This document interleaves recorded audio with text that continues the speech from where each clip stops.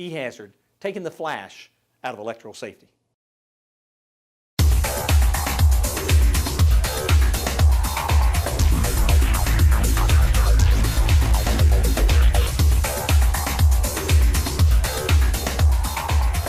What we're doing today is we're going to try out a new face shield that has a new Antifoam. We've been told by our Canadian customers that there's a real problem with Antifoam, that a lot of them really don't work when it gets extremely cold. So we came out to Louisville Cold Storage. We're going into the cold room. It's -12 right now. We're going to go into this cold room. We're going to try out these new face shields to see how they do, and we're going to compare them to some of the older brands.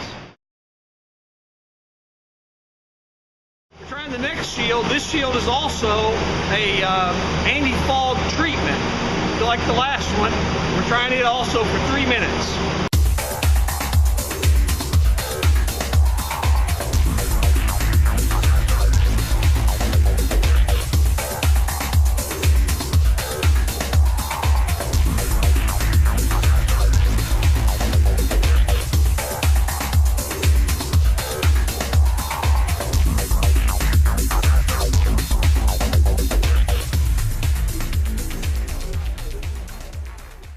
This one froze up faster than the other, but not dramatically, but it got a lot worse.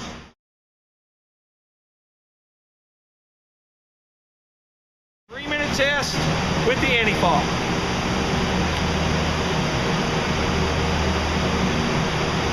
Okay.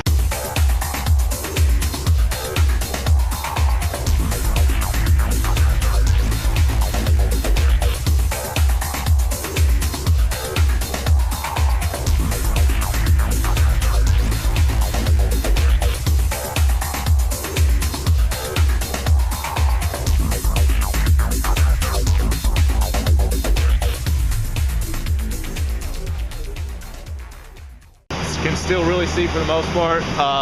Performed a lot better than the other 3 that we tested. And now the fog is going away. I can read again. Fog seems to dissipate too.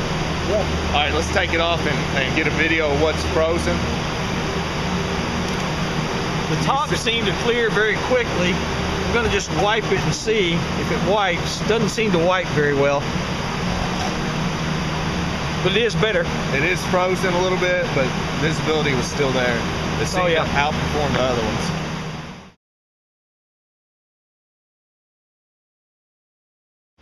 Okay, so we're back for another anti-fog test. This shield doesn't have any anti-fog treatment, so we're going to see what the difference is. It's also been at -13.5. It's been at -13, 13.5. For about an hour. For about an hour now. We're going to try this one and see if that makes a difference also.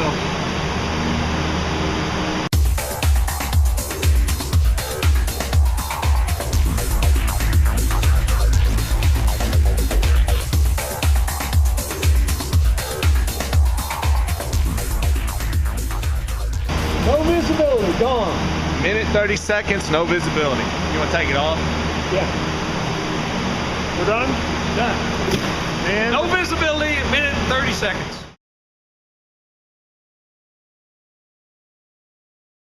All right, so we're getting ready to do the last shield. This one we did it a little differently. We brought it in from a warmer climate, and it does not have anti-fog, and we'll try and see what happens now. We're starting the process now.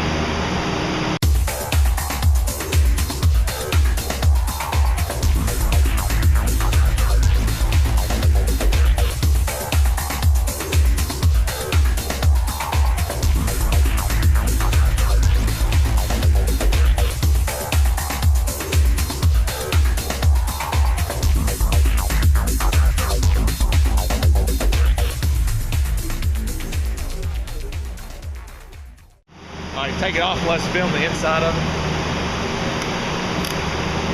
Again, it still wasn't fogged around one of my eyes. I could see out of one eye, I couldn't see out of the other one. But that definitely made a big difference, just keeping the face shield warm and then going out and trying to work quickly, then coming back and getting the face shield warm again. This is Hugh Holden again. We just kind of wanted to recap the things that we actually learned in our testing at cold storage. That day in cold storage was quite interesting. One of the things we learned was that keeping the shield warm does the most difference. We found that that the shields that are warm, like you take it out of a warm truck or you take it out of a warm unit and go outside and work for a few minutes, you're okay even with a shield without anti-fog. If you're talking about a minute. In the really cold temperatures that we were in, 13 below, we found that there was such a big difference in the different shield technologies. We found that no anti-fog fogged up very quickly. The common anti-fogs that were on the industries fogged up within about a minute and a half. We found that if the shield was closer to the face, that was a negative. Those shields, even with anti-fog, tended to fog a little quicker than the other shield technologies. But we found this new shield technology that's like an insert that goes into, and this one actually fits right inside this particular brand, but they have it, this particular type of shield insert goes for several different brands. Look and see if you can get this new shield insert because it makes the most difference. We found that even after 3 minutes, it wasn't fogging up around the eyes, which is the most important thing. So we could still see through the shield perfectly even after 3 minutes and 13 below. It was the only shield technology that made that much difference. Even without anti-fog or with anti-fog and being warm, it didn't make as much difference as this new shield technology. And from what I understand, this shield technology, you peel off this plastic on the outside, insert it into your shield, it starts working after a few minutes. It needs a little bit of time to adjust to the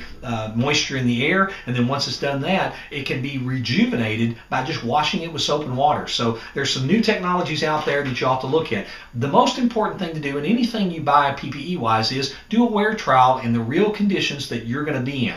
Doing a wear trial in your conditions will let you know if it's only 10 above Fahrenheit, then that's not a big deal. But if it's 13 below Fahrenheit, then that's a big problem. And you want to make sure you've got a technology that works for your workers that are in the field. Because if they can't see, the PPE that protects them from a once in a while thing now becomes a hazard. We don't want your PPE being a hazard. So think through your situation, do a wear trial, check out new technologies, and you'll find a better anti-fog than the one you have today probably. Thanks. E-hazard, taking the flash out of electrical safety.